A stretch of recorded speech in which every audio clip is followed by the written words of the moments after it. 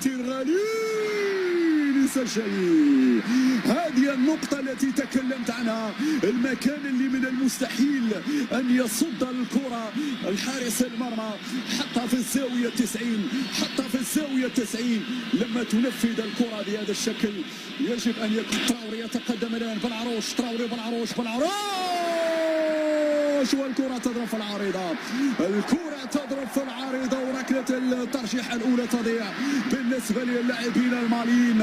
هكذا لإعادة مرة أخرى، الكرة تضرب في العارضة من تراوري اللي كان واحد من أفضل اللاعبين في صفوف المنتخب المالي. الآن الفرصة للمنتخب المغربي من أجل التقدم. الوزاني سجل الثاني، الركلة الثانية ناجحة من طرف اللاعب الوزاني. الآن على الدور في صفوف المنتخب.